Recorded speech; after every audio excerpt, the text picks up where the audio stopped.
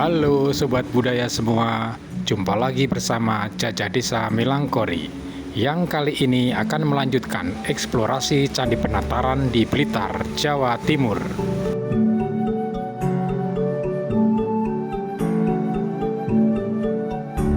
Lokasi pertama yang akan kita datangi kali ini adalah sebuah kolam patirtaan yang dibangun pada masa Raja kelima Majapahit, yaitu Raja Wikramawardhana. Kolam patirtaan ini berada pada bidang tanah paling bawah di komplek Candi Penataran yang dekat dengan sungai. Nah, patirtaan ini merupakan pemandian yang berair dalam dan memiliki sumber mata air dari dalam bumi. Jadi air di tempat ini sangat jernih, hingga dasar kolam patirtaan ini bisa terlihat dari atas. Jadi dilihat dari bentuknya, patirtaan ini dahulu digunakan sebagai tempat ritual kungkum atau berendam untuk mensucikan diri. Hal ini diketahui dari panel-panel relief di dinding patirtaan Penataran yang berupa kisah Tantri Kamandaka. Kira-kira pada waktu itu orang yang melakukan ritual berendam sambil memahami ajaran budi pekerti yang dibahatkan lewat kisah Tantri Kamandaka pada dinding patirtaan ini. Tantri Kamandaka itu berupa kisah fabel atau cerita binatang yang penuh ajaran budi pekerti. Salah satunya ada kisah buaya dan seekor kerbau yang berisi pesan moral bahwa tidak selamanya kebaikan itu berbalas dengan kebaikan, namun ada kalanya kebaikan itu malah dibalas dengan kejahatan.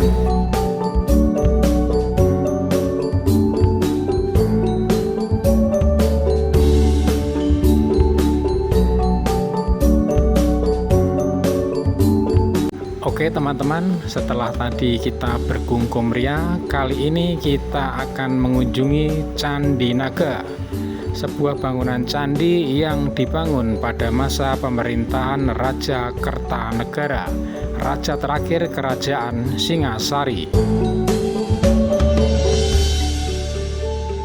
Candi Naga saat ini hanya menyisakan bagian kaki dan tubuh, sedang bagian atapnya sudah tidak diketahui lagi keberadaannya. Ruang utama candi atau garbageraha berupa bilik kosong yang terdapat sebuah batu andesit yang diletakkan pada masa modern. Jadi batu ini kurang jelas maksud dan fungsinya ya. Disebut dengan Candi Naga karena pada dinding luar candi ini terdapat relief sesosok naga yang melingkari tubuh candi ini. Di bawah relief naga tersebut terdapat 9 tokoh yang diperkirakan Brahmana, yaitu dengan ciri memegang genta pada tangan kanannya, sedang tangan kiri tokoh Brahmana tersebut menyangga tubuh naga yang sedang membelit tubuh candi. Jadi selain Candi Naga, di komplek Candi Penataran ini terdapat beberapa naga lainnya. Seperti di halaman pertama yang terdapat 2 bangunan batur yang kesemuanya dibelit oleh naga. Bedanya pada kedua batur di halaman pertama, sosok naga dipahatkan pada kaki bangunannya. Sedang di Candi Naga ini, relief naga dipahatkan pada bagian atas tubuh candinya.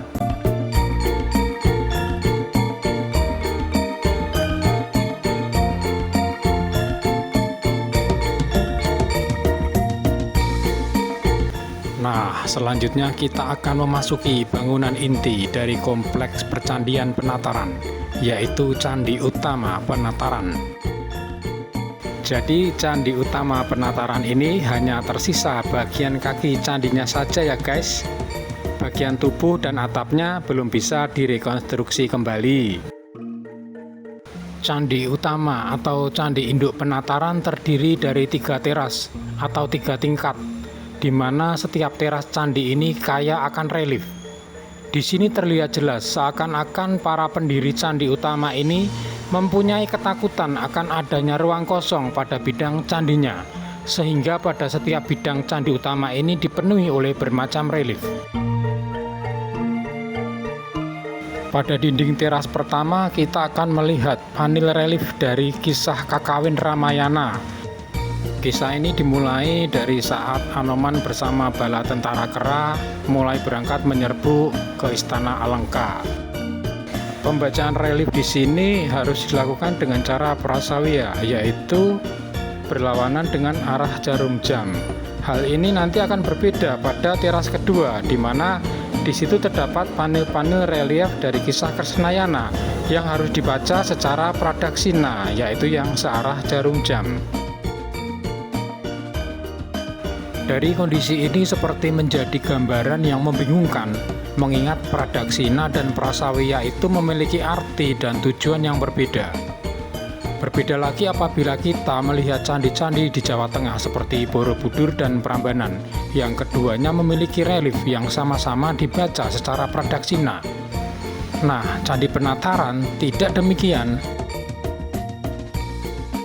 Namun dari kisah-kisah relief di Candi Penataran ini memiliki kesamaan dengan kisah-kisah relief di Candi Prambanan, di mana kedua candi tersebut bercerita tentang drama penculikan seorang wanita.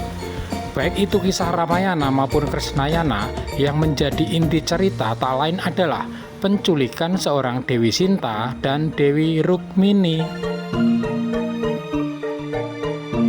Apabila di Candi Prambanan dikaitkan dengan kisah legenda Roro Jonggrang dan Bandung Bondowoso, yang merupakan manifestasi dari kisah Rakai Pikatan dan Pramodawardhani, lantas di Candi Penataran ini apakah juga memiliki kemiripan peristiwa?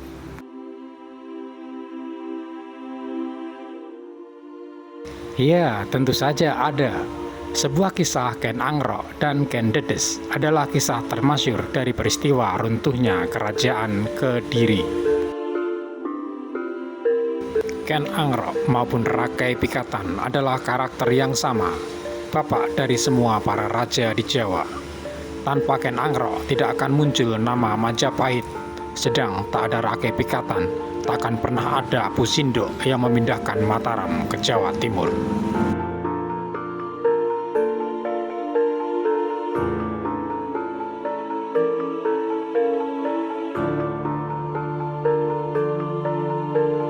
Jadi wajar apabila Kertanegara mendarmakan candi ini untuk Ken Angrok.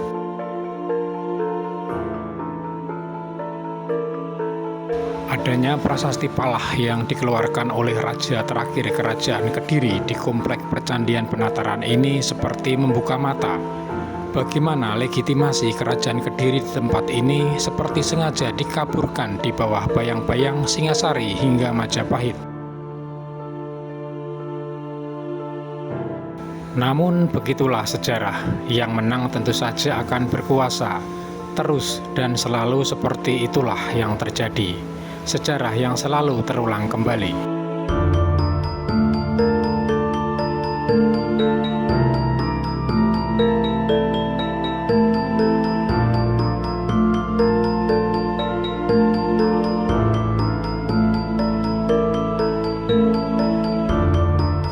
Baik, terlepas dari sejarah panjang Candi Penataran, tempat ini masih banyak yang harus dibenahi.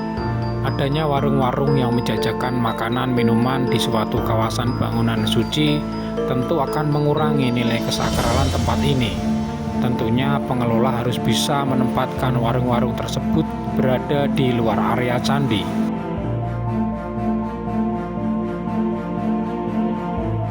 Jadi selain untuk mengurangi risiko sampah yang ditinggalkan di area candi, keberadaan warung-warung yang menempel di halaman candi juga mengurangi keindahan dari mahakarya leluhur Nusantara ini.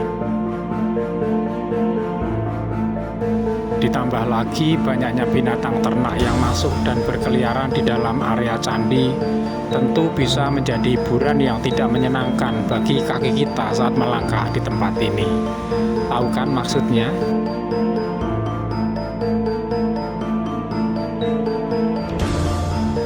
Demikianlah jelajah kita kali ini mengunjungi candi terluas di Provinsi Jawa Timur. Sebuah gugusan candi yang mempunyai arti penting sejak zaman Kediri hingga akhir Majapahit.